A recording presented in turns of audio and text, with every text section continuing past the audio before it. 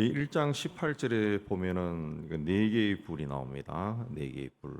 예. 이 네 개의 불은 뭐냐 하니까 19절에 이들은 유다와 이스라엘과 예루살렘을 흩뜨린 불이다. 흩뜨린 불이다. 해쳤다는 그런 뜻이죠. 해쳤다. 예. 유다와 이스라엘과 예루살렘을 이 파괴했다는 그런 걸로 보면 됩니다. 그래서 이 하나님께서 대장장이 네 명을 내게 보이셨다. 그렇습니다. 이 대장장이들은 뭘 하나 하면은 유다 땅을 흩뜨린 21절에 여러 나라의 뿔들을 떨어뜨리는 하노라. 예. 유대와 이스라엘과 예루살렘을 흩뜨린 파괴한 그 세력들을 이 대장장이가 이제 부숴 버리려고 대장장이를 보냈다. 그렇습니다. 하나님이 그 대장장이를 보냈다. 그렇습니다. 예. 하나님 나라는 항상 사단에 의해서 이제 공격의 대상이 됩니다. 예. 그래서 사단의 세력은 항상 하나님 나라를 방해하고 파괴하고 이제 됐다 하고 우쭐에 있지만은 절대 그렇지 않다는 거죠. 하나님께서 대장장이들을 보내서 사탄의 뿔들을 다 깨어버린다는 거죠. 깨어버린다. 그래서 로마 제국이 초대 기독교를 박해했던 300년 동안 거친 들소처럼 그들의 뿔로 교회와 기독교인들을 막 들이받고 두려움의 대상이었지만은 하나님께서 로마 황제 한 사람 콘스탄틴 황제를 감동을 줘서 그가 300년에 기독교를 공인하게 하고 그래서 온 핍박이 사라지고 온 세상이 기독교로 변해버렸죠. 또 중세 로마 카톨릭 세력도 교회 세력이 너무 커져서 그 뿔처럼 온 세상을 막 들이받고 지나갈 때 하나님께서 종교 교육자들을 또 보내셔가지고 그 교회를 이제 정리해 나갔습니다. 정리해 나. 또 이 세계 대전이 벌어졌을 때에도 온 세상에 이 사람의 그 존엄성과 사람의 가치가 그야말로 파리처럼 곤충처럼 여겨지고 사람을 막 죽이는 그런 와중에 하나님께서 또 미국이나 연합군들을 통해 가지고 그들을 응징하고 그랬습니다. 그래서 오늘날 우리 시대에도 이 공산주의의 망령이 아직도 남아 있는 러시아나 중국이나 또 공산주의 영향을 받은 사회주의자들, 시리아 뭐 이런 곳이 여전히 인간의 존엄성을 해치는 그런 악한 짓을 많이 하죠. 그러나 하나님께서 또 다른 대장장이들을 보내 가지고 그들을 이제 하나하나 깨는 그런 일이 올 겁니다. 지금도 하고 있고 앞으로 나타날 겁니다. 그래서 이 말씀이 이제 2절에 2장에 연결이 되는데 내가 또 스가랴가 눈을 들어본 적이 한 사람이 측량줄을 손에 잡고 어디로 가냐? 그러니까 예루살렘으로 간다. 측량줄이라고 하는 것은 길이를 잴 때 쓰는 줄입니다. 예루살렘에 가서 예루살렘을 한번 너비와 길이가 어떤가 측량하러 간다 그랬습니다. 그래서 그 천사가 나가고 다른 천사가 나와서 그를 맞으며 이르되 다른 천사가 와서 스가랴에게 너는 빨리 달려가서 아까 나간 그 천사에게 예루살렘은 사람과 가축이 많음으로 성곽이 없는 성읍이 될 것이다. 뭐 굳이 측량할 필요가 없다. 그렇게 말하라고 그랬습니다. 그래서 하나님 말씀이 내가 불로 둘러싼 성곽이 되어 그 가운데서 영광이 될 것이다. 그래서 앞으로 새 예루살렘은 불로 둘러싼 성곽이 될 것이다. 어떤 성벽으로 보호하는 그런 성이 아니라 하나님의 불로 둘러싼 성곽이 될 것이고 하나님이 거기서 영광을 받을 것이다. 불로 둘러쌌다. 하나님의 영이 보호하는 그런 곳이 될 것이다. 그렇습니다. 그리고 또 다른 표현은 어떤 이 성곽에 의해서 제한된 곳이 아니라 무한히 뻗어나가는 어떤 예루살렘이라는 특정한 지역에 성을 가지고 있는 그런 곳이 아니라 새 예루살렘은 그게 없다는 거죠. 무한히 뻗어나는 곳이다. 사람이 재울 수 없는, 상상할 수 없는 무한한 크기의 예루살렘이다. 예루살렘이다.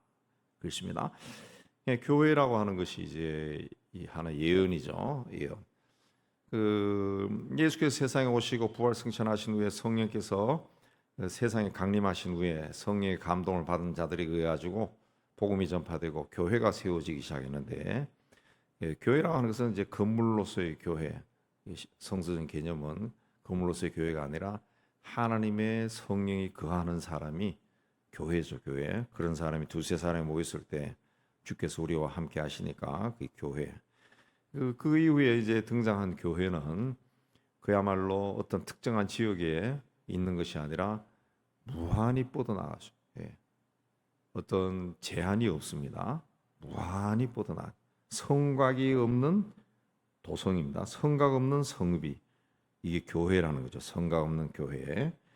그리고 하나님께서 그 가운데서 영광을 받는 곳이 교회다. 교회다. 그렇습니다. 그래서 초기 기독교는 그 유대교의 어떤 이단 비슷하게 튀어나와서 작은 공동체였지만은 그 작은 공동체가 2000년의 세월을 흩으면서 하나님의 영에 보호를 받아서 사람과 가축이 많아 성곽 없는 성읍, 그러니까 상상할 수 없을 정도로 엄청난 성으로, 그리고 그 가운데서 하나님의 영광을 받는 그런 곳이 되어버렸죠. 그래서 6절에 너희는 북방 땅에서 도망칠지어다. 도피하라. 그랬습니다. 북방은 이스라엘을 침공해 올 이방 세력을 이야기합니다. 이방 세력. 즉 전에는 하나님께서 이스라엘 백성들을 열국 가운데서 흩어지게 했지만은, 이제는 그 이방 땅에서 이제 피한다는 거죠. 이방 땅에서 피한다. 피해서 이제 예루살렘으로 모인다. 그렇습니다. 바벨론 성에 거주하는 시온아 이제 너는 피할지니라. 그럼 바벨론에서 이제 피하라는 거죠. 포로 생활에서 떠나 새로 구성되는 예루살렘으로 들어오라. 그죠? 북방 땅에 바벨론의 포로로 잡혀갔지만 거기서 도피하라. 거기서 피하라. 이는 내가 너희를 하늘 사방에 바람같이 흩어지게 하였다. 하나님이 막 흩어버렸다는 거죠. 흩어버려서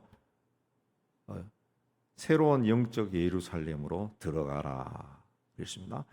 8절에 내가 영광을 위하여 너희를 노력한 여러 나라로 보내셨나니. 그래서 여기 나는 메시아를 이해합니다. 장차올 메시아를 이해하는데 너희를 노력한, 너희를 약탈하고 괴롭힌 여러 나라로 보내셨나니 너희를 범하는 자는 그의 눈동자를 범하는 것이다. 그렇습니다. 너희를 해친다는 거죠. 너희를 범하는 자는 그의 눈동자를 범하는 것이다. 그렇습니다. 이게 이제 곧 무슨 뜻이냐면은 그 9절로 내려가서 보면은 내가 손을 그들 위에 움직이신즉 그들이 자기를 섬기던 자들에게 노략거리가 되리라. 하나님이 그 손을 움직이니까, 역사하시니까 그들이 누구냐 하면은 그 너희를 노력한 사람들입니다. 그러니까 그 하나님의 백성들을 막 괴롭히고 약탈하던 그런 자들, 그들이 자기를 섬기는 자들에게, 자기들이 지배하던 자들이죠. 내가 그들을 지배하고, 그래서 그들이 나를 섬겼죠. 그들을 섬기는 자들에게 노략거리가 되리라. 그렇습니다. 내가 저 사람들을 종으로 삼았는데 이제는 상황이 뒤바뀌어서 종들이 내 주인이 된다는 거죠. 내 주인이 된다. 너희를 범하는 자는 그의 눈동자를 범하는 것이다. 그래서 그의 눈동자. 나를 괴롭히고 약탈하는 자는 결국은 그 눈동자를 범한다. 그 치명적인 손상을 입게 될 것이다. 그 뜻입니다. 내가 저를 그 A를 막 괴롭혔는데 이 상황이 뒤바뀌어서 A가 내 눈동자를 찔러버린다는 거죠. 눈동자를. 그때가 되면은 너희가 만군의 여호와께서 나를 보내신 줄 알 것이다. 이게 이제 그 뒤바뀌어 버린다는 거죠. 뒤바뀌어 버린다. 그래서 뭐 적절할지는 모르겠지만은 러시아가 이제 우크라이나를 막 침략했단 말이에요. 침략했다. 우크라이나는 이전에 러시아 소비에트 연방의 속국이었다. 속국.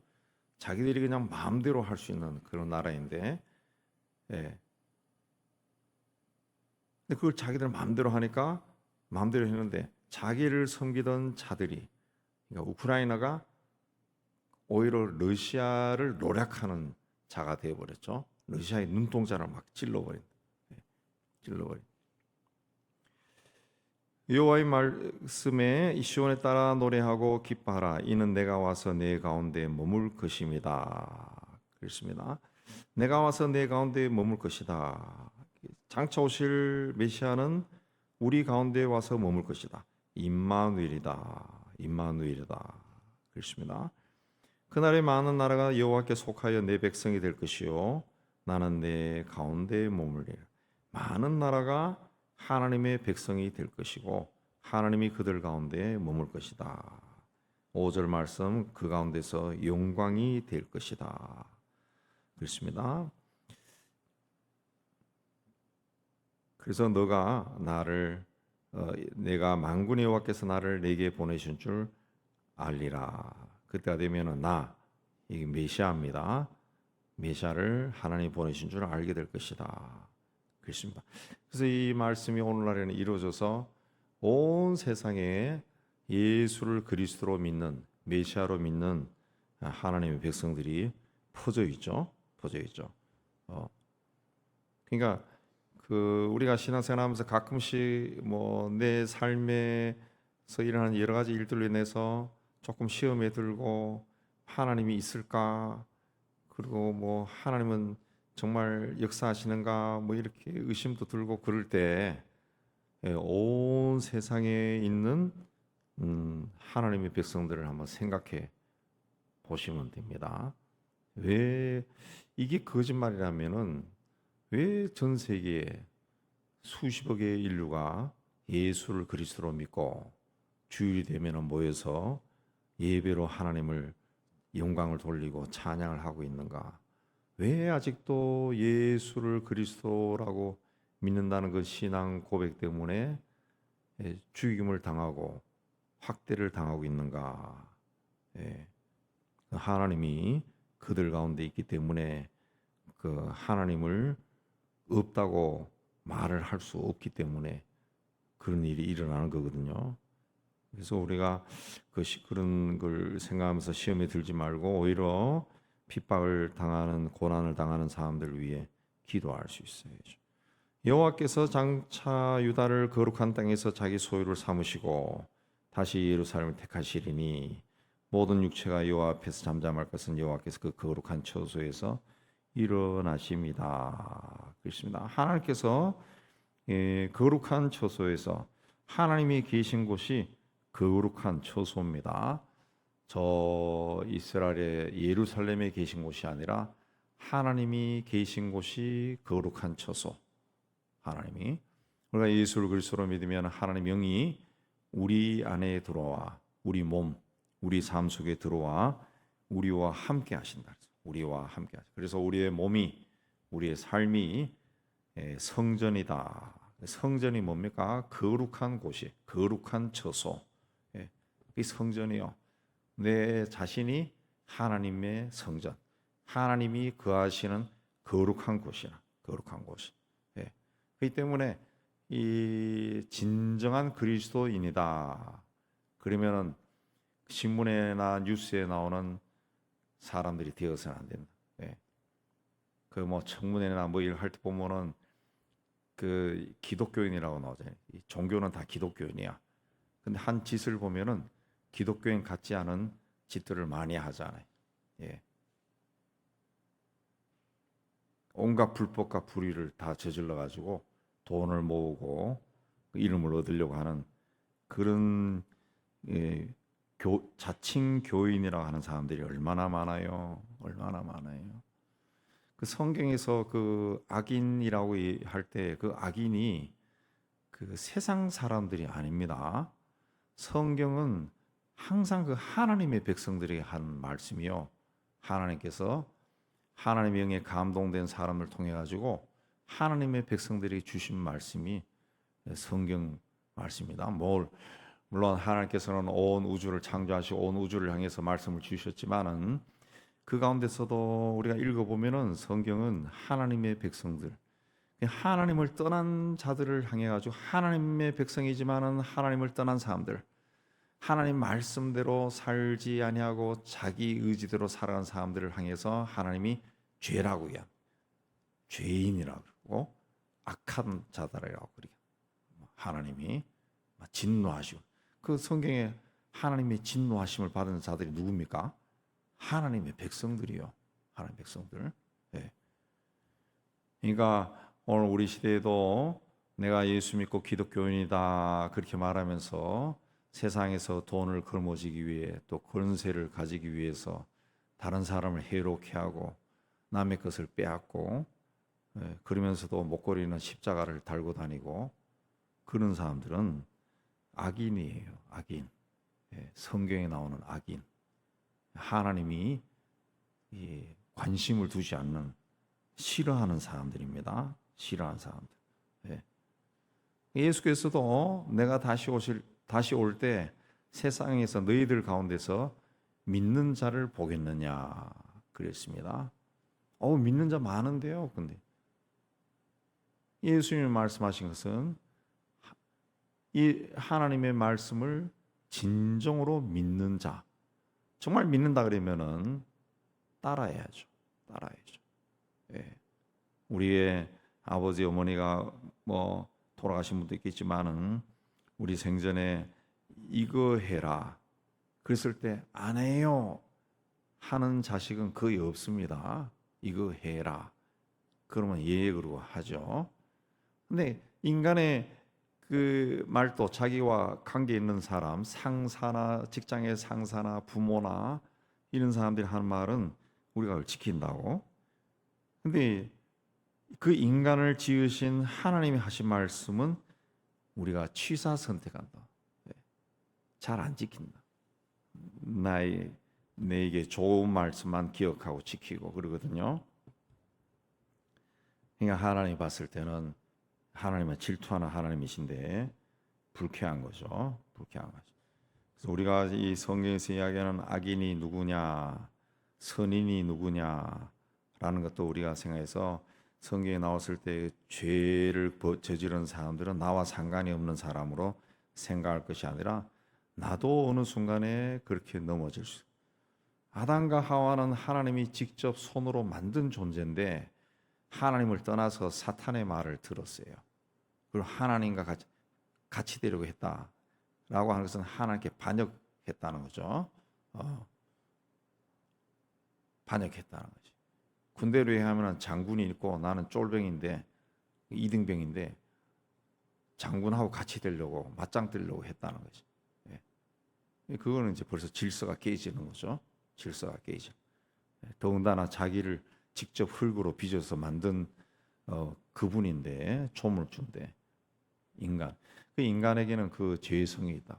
아담과 하와는 하나님이 직접 흙으로 지은 자예요.